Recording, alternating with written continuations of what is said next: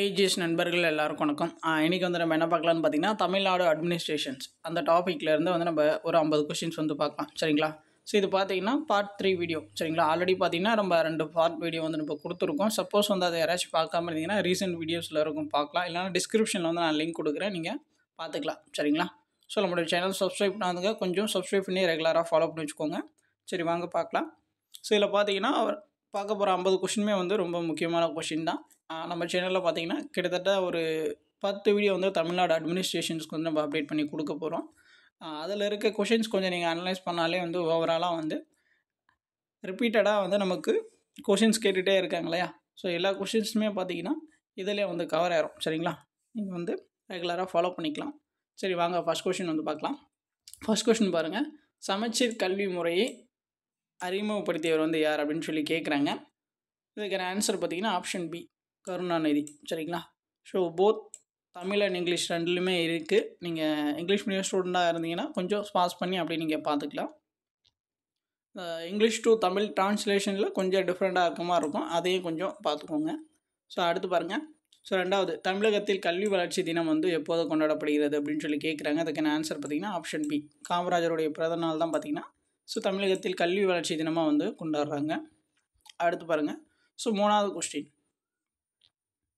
பின்வருவற்றில் எது இந்தியாவில் ஆங்கில கல்வியின் மேக்னா கார்ட்டா என்று கருதப்படுகிறது அப்படின்னு சொல்லி கேட்குறாங்க. மூணாவது கொஸ்டின் பார்த்தீங்கன்னா ஆப்ஷன் ஏ, வூட்ஸ் டிஸ்பாட்ச். இந்த வூட்ஸ் கல்வி அறிக்கை அப்படின்னு சொல்லிட்டு சொல்லுவாங்க இல்லையா? 1854 வந்து அந்த கல்வி அறிக்கை வந்து வெளியிட்டிருப்பாங்க. சரிங்களா? வூட்ஸ் கல்வி அறிக்கை. அடுத்து பாருங்கள். நீதி கோட்பாடு என்பது 1971ஆம் ஆண்டு அரசியல் தத்துவம் மற்றும் நெறிமுறைகளின் படைப்பு ஆகும். இது சொன்னது வந்து யார் அப்படின்னு சொல்லி கேட்குறாங்க. ஸோ நாலாவதுக்கு பார்த்தீங்கன்னா ஆப்ஷன் சி, ஜான் ராவல்ஸ் அவர் தான் வந்து சொல்லியிருப்பார். ஸோ அடுத்து பாருங்கள். அஞ்சாவது கொஷின் பாருங்கள். உலகளாவிய மனித உரிமைகள் பிரகடனத்தை பற்றிய பின்வரும் அறிக்கைகளில் எது சரியானது அப்படின்னு சொல்லி கேட்குறாங்க. ஃபர்ஸ்ட் ஸ்டேட்மெண்ட் பாருங்கள். 1948ஆம் ஆண்டு டிசம்பர் 10ஆம் தேதி பாரிஸில் ஐக்கிய நாடுகள் பொது சபையால் பிரகடனம் அறிவிக்கப்பட்டது அப்படின்னு சொல்லி கொடுத்துருக்காங்க. ரெண்டாவது பாருங்கள். தீர்மானம் 217A மூலம் பிரகடனம் செய்யப்பட்டது அப்படின்னு சொல்லி கொடுத்துருக்காங்க.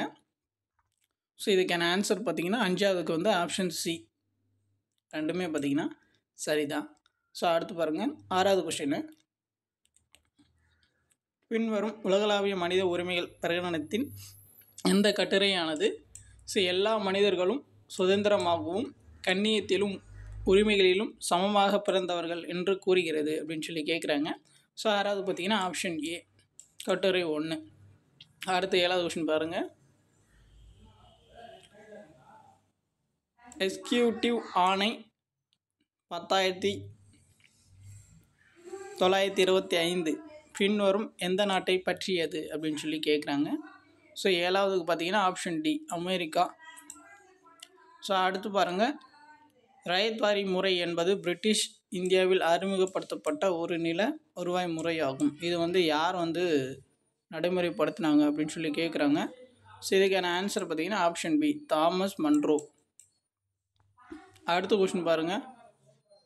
9வது கொஸ்டின், தமிழ்நாடு திருநங்கைகள் நல வாரியம் பற்றிய பின்வரும் கூற்றுகளில் எது சரியானது அப்படின்னு சொல்லி கேட்குறாங்க. ஃபர்ஸ்ட் ஸ்டேட்மெண்ட் பாருங்கள்.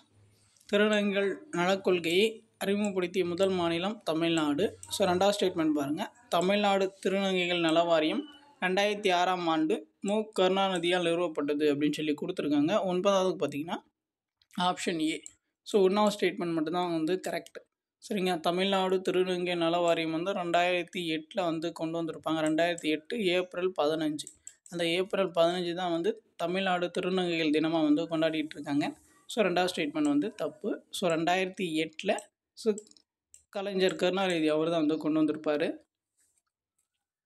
அடுத்த கொஸ்டின் பாருங்கள். 10வது, நீதி அரசாங்கம் முதல் வகுப்புவாத அரசாங்க ஆணையை நிறைவேற்றியது. இதன் மூலம் இந்திய சட்டமன்ற வரலாற்றில் இடஒதுக்கீட்டை சட்டமியற்றும் முதல் தேர்ந்தெடுக்கப்பட்ட அமைப்பு என்ற பெருமையை பெற்றது. ஸோ எப்போ அப்படின்னு சொல்லி கேட்குறாங்க. ஸோ 10வது பார்த்திங்கன்னா ஆப்ஷன் சி, 1921. இந்த நீதி அரசம்னா இந்த நீதி கட்சி இருக்கு இல்லையா, ஸோ அதை தான் வந்து சொல்லியிருக்காங்க. அடுத்து 11வது கொஸ்டின் பாருங்கள். ஈவேரா மணியம்மையார் நினைவு ஏழை விதவை மகள் திருமண உதவி திட்டம் பற்றி பின்வரும் கூற்றுகளில் எது சரியானது அப்படின்னு சொல்லி கேட்குறாங்க. ஃபர்ஸ்ட் ஸ்டேட்மெண்ட் பாருங்கள். பயனாளிகள் 25,000 மற்றும் 8 கிராம் தங்க நாணயம் அல்லது 50,000 மற்றும் மணமகளின் கல்வி தகுதியின் அடிப்படையில் 8 கிராம் தங்க நாணயம் வந்து கொடுக்குறாங்க அப்படின்னு சொல்லி கொடுத்துருக்காங்க. ஸோ 2வது ஸ்டேட்மெண்ட் பாருங்கள். ஏழை விதவையின் அதிகபட்சம் 2 மகள்கள் இந்த நன்மையை பெற தகுதி உடையவர்கள் அப்படின்னு சொல்லி கொடுத்துருக்காங்க. 11வது கொஷின் பார்த்தீங்கன்னா ஆப்ஷன் ஏ 1 மட்டும் வந்து சரி. அடுத்து பாருங்கள். 12வது கொஸ்டின். மதராஸ் பிரசிடென்சியின் அனைத்து துறைகளிலும் சமூக அடிப்படையிலான பிரதிநிதித்துவ ஆணை வெளியிடப்பட்டது. இந்த உத்தரவு டேஷ் என அழைக்கப்பட்டது அப்படின்னு சொல்லி கேட்குறாங்க. ஸோ இந்த ஆர்டிகிள் பகுதி வந்து கேட்குறாங்க. ஸோ 12வது பார்த்தீங்கன்னா ஆப்ஷன் சி 128ல் 2. அடுத்து பாருங்கள். 13வது கொஸ்டின் பாருங்கள். வரதட்சணை தடை சட்டம் இயற்றப்பட்ட ஆண்டு வந்து கேட்குறாங்க. 13வது பார்த்தீங்கன்னா ஆப்ஷன் சி 1961. அடுத்து பாருங்கள். மெய்நிகர் நீர் என்ற சொல் உருவாக்கப்பட்டது. யார் வந்து அதை உருவாக்குனாங்க அப்படின்னு சொல்லி கேட்குறாங்க. 14வதுக்கு பார்த்தீங்கன்னா ஆப்ஷன் டி டோனி ஆலன். மறைநீர்னு சொல்லிட்டு நம்ம படிச்சிருப்போம் இல்லையா, ஸோ அதுதான் வந்து இப்படி கொடுத்துருக்காங்க. அடுத்து 15வது கொஷின் பாருங்கள். சரியான மேட்ச் வந்து எது அப்படின்னு சொல்லி கேட்குறாங்க. ஃபஸ்ட்டு பாருங்கள். எண்ணூர் அனல்மின் திட்டம் அப்படின்னு சொல்லி கொடுத்துருக்காங்க. கோயம்புத்தூர் ஐடி பூங்காக்கள் கொடுத்துருக்காங்க. ஒசூர் பாதுகாப்பு மற்றும் விண்வெளி அப்படின்னு சொல்லி கொடுத்துருக்காங்க. ஸோ 15வதுல பார்த்தீங்கன்னா ஸோ எது சரி அப்படின்னு சொல்லி பார்த்தீங்கன்னா ஆப்ஷன் டி எல்லாமே வந்து சரியாக தான் இருக்குது. ஸோ பார்த்துக்கோங்க. அடுத்து 16வது கொஷின் பாருங்கள். மெட்ராஸ் ஏற்றுமதி செயலாக்கம் மண்டலம் பற்றி பின்வரும் கூற்றுகளில் எது சரியானது அப்படின்னு சொல்லி கேட்குறாங்க. ஃபஸ்ட்டு ஸ்டேட்மெண்ட் பாருங்கள். இது நாட்டின் 7 ஏற்றுமதி செயலாக்கம் மண்டலங்களில் உண்டாகும் அப்படின்னு சொல்லி கொடுத்துருக்காங்க. 2வது ஸ்டேட்மெண்ட் பாருங்கள். இது 1984ஆம் ஆண்டு தமிழக அரசால் நிறுவப்பட்டது அப்படின்னு சொல்லி கொடுத்துருக்காங்க. ஸோ 16வதுக்கு பார்த்தீங்கன்னா ஆப்ஷன் ஏ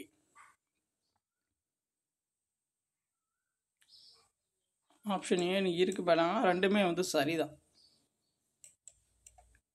அடுத்து 17வது பாருங்கள். தமிழ்நாடு நெல் ஆராய்ச்சி நிறுவனம் எங்கே உள்ளது அப்படின்னு சொல்லி கேட்குறாங்க. ஸோ 17வதுக்கு பார்த்தீங்கன்னா ஆப்ஷன் சி தஞ்சாவூரில் தான் வந்து இருக்குது. அடுத்து 18வது பாருங்கள். 2011 மக்கள் தொகை கணக்கெடுப்பின்படி தமிழ்நாட்டின் மக்கள் தொகை அடர்த்தி வந்து எவ்வளோ அப்படின்னு சொல்லி கேட்குறாங்க. ஸோ 18வதுக்கு பார்த்தீங்கன்னா ஆப்ஷன் பி 555. ஸோ அடுத்து பாருங்கள். 19வது பாருங்கள். பின்வரும் அறிக்கைகளை கருத்தில் கொண்டு சரியான விருப்பத்தை தேர்வு செய்க அப்படின்னு சொல்லி கேட்டிருக்காங்க. ஃபஸ்ட்டு ஸ்டேட்மெண்ட் பாருங்கள். அரியலூர் மாவட்டம் தமிழ்நாட்டிலேயே குறைந்த இலைத்தெரு விகிதத்தை கொண்டுள்ளது அப்படின்னு சொல்லி கொடுத்துருக்காங்க. 2வது ஸ்டேட்மெண்ட் பாருங்கள். தமிழகத்தில் 1000க்கும் மேற்பட்ட பாலின விகிதத்தை கொண்ட ஒரே மாவட்டம் நீலகிரி மாவட்டம் அப்படின்னு சொல்லி கொடுத்துருக்காங்க. 19வது பார்த்திங்கன்னா ஆப்ஷன் டி அப்படின்னு சொல்லி கொடுத்துருக்காங்க. ரெண்டுமே வந்து தப்பு தான். சரிங்களா. நீலகிரி இருக்கும், தஞ்சாவூரும் இருக்கும் 1000க்கு மேலே. இப்போ ஸ்பெசிஃபிக்காக பார்த்திங்கன்னா ஒரு 4 டிஸ்ட்ரிக் வந்து கொடுத்துருப்பாங்க. ஸோ அப்போ 2வது ஸ்டேட்மெண்ட்டும் தப்பு தான். இதுக்கு வந்து தருமபுரி மாவட்டம் தான் வந்து குறைந்த இலவத்தறி விகிதம் வந்து கொண்டு இருக்குது. அப்போ இந்த ஸ்டேட்மெண்ட்டும் தப்பு தான். So option D. அடுத்து பாருங்கள். கீழே உள்ளவற்றில் தமிழ்நாட்டில் சர்வதேச விமான நிலையம் இல்லாதது வந்து எது அப்படின்னு சொல்லி கேட்குறாங்க. ஸோ 20வதுக்கு பார்த்திங்கன்னா ஆப்ஷன் சி சர்வதேச விமான நிலையம் சென்னையில் சர்வதேச விமான நிலையம் இருக்குது, மதுரையில் இருக்குது, திருச்சிராப்பள்ளியில் இருக்குது. ஸோ தூத்துக்குடியில் வந்து இல்லை. சரிங்களா. ஸோ 21வது பாருங்கள்.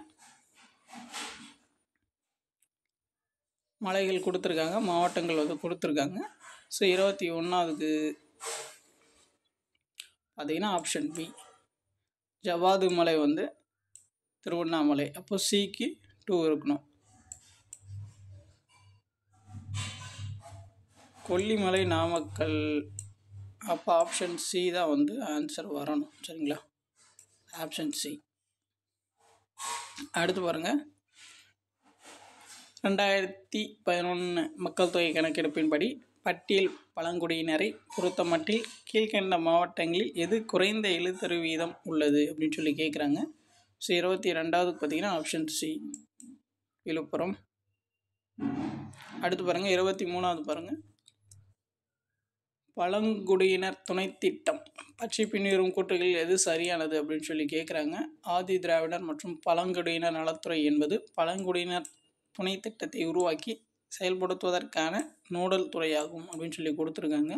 2வது ஸ்டேட்மெண்ட் பாருங்கள், பஞ்சாயத்து அளவில் இது உருவாக்கப்படும் அப்படின்னு சொல்லி கொடுத்துருக்காங்க. ஸோ 23வது பார்த்திங்கன்னா ஆப்ஷன் ஏ ஒன்று மட்டும் வந்து சரி.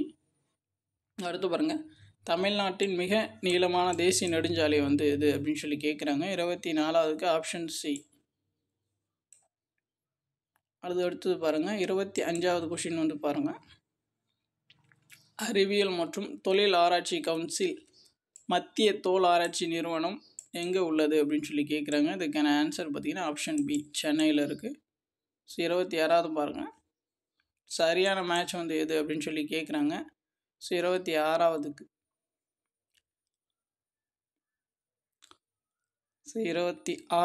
பார்த்திங்கன்னா என்ன ஆன்சர் வரும்னா ஆப்ஷன் சி 2 மற்றும் 3 வந்து சரி. களக்காடு முண்டத்தரை புலிகள் காப்பகம் திருநெல்வேலி, அறிஞர் அண்ணா உயிரியல் பூங்கா வந்து சென்னை. ஸோ இதை பார்த்திங்கன்னா தப்பு.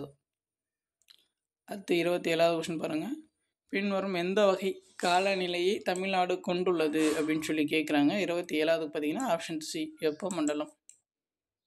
அடுத்து பாருங்கள், 28வது மேற்கு தொடர்ச்சி மலையில் பின்வரும் சிகரங்களை கால வரிசைப்படி அமைக்கவும். அதோடைய ஹைட்டை பேஸ் பண்ணி வந்து வரிசைப்படுத்த சொல்லியிருக்காங்க.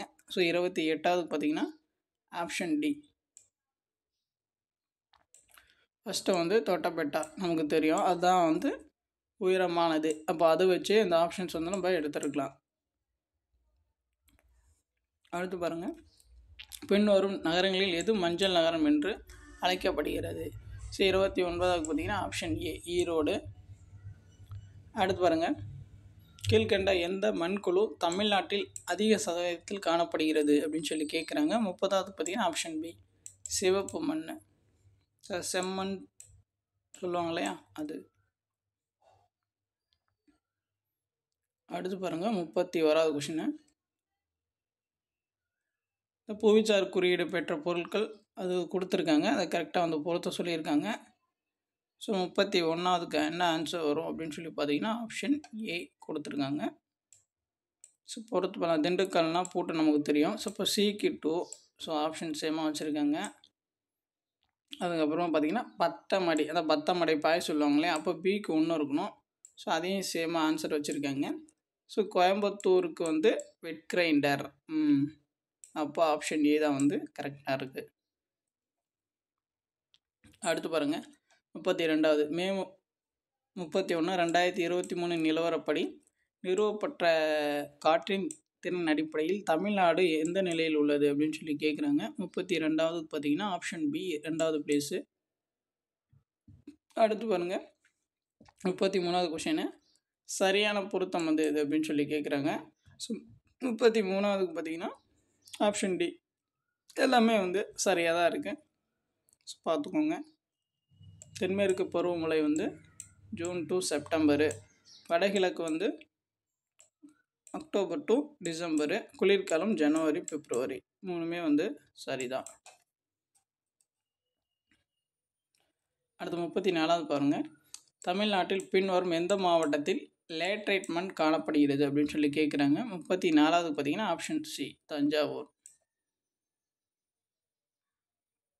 அடுத்து பாருங்கள், 34வது சி தான். ஓகே 35வது பாருங்கள், பின்வரும் அறிக்கைகளை கருத்தில் கொண்டு சரியான விருப்பத்தை தேர்ந்தெடுக்கும். ஃபர்ஸ்ட் ஸ்டேட்மெண்ட் பாருங்கள், மாநிலத்திலேயே அதிக மக்கள் தொகை கொண்ட நகரம் வந்து சென்னை அப்படின்னு சொல்லி கொடுத்துருக்காங்க.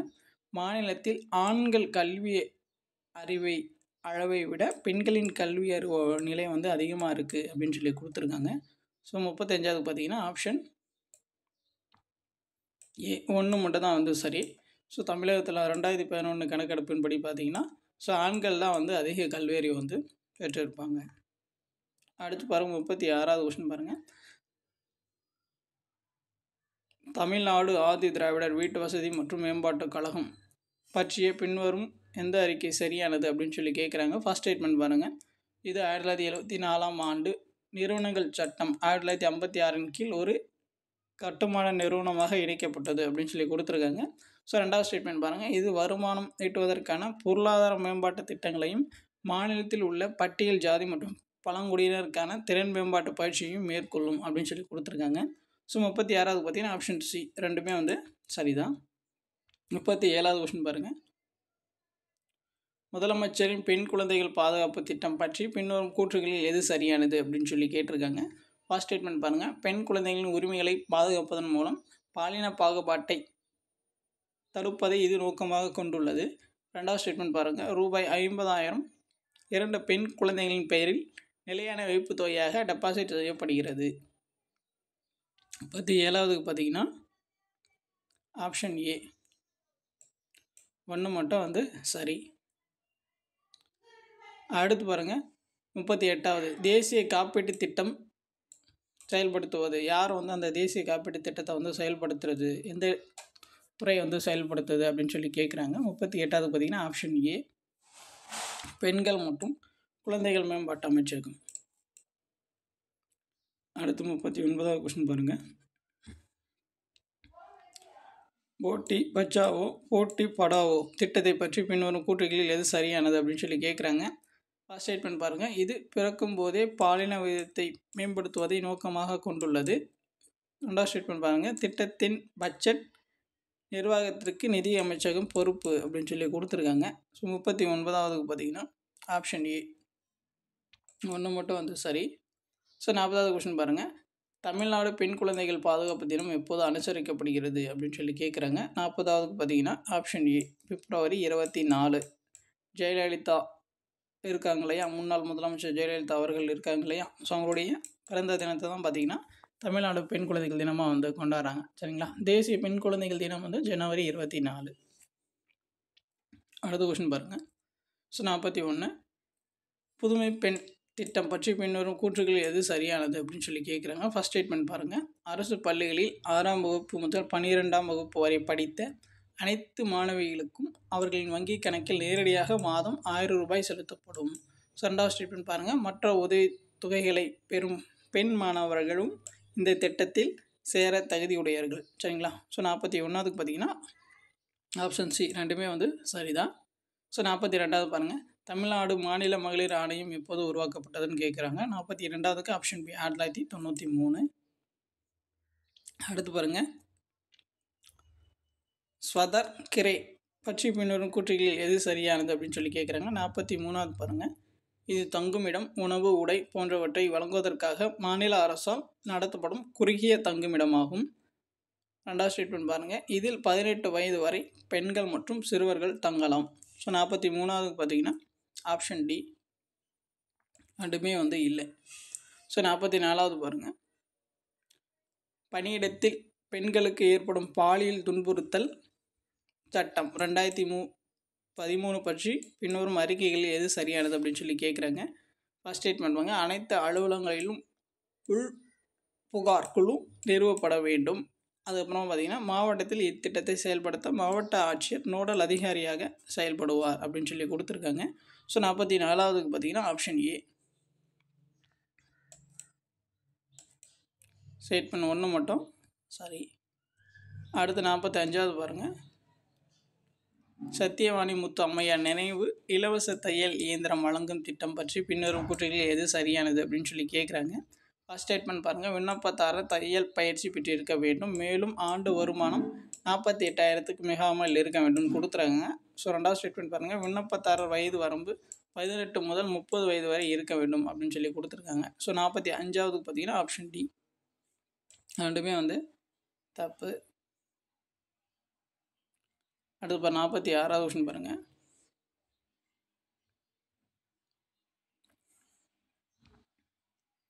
தமிழ்நாடு இ கவர்னன்ஸ் ஏஜென்சி பற்றிய பின்வரும் அறிக்கைகளில் எது சரியானது அப்படின்னு சொல்லி கேட்குறாங்க.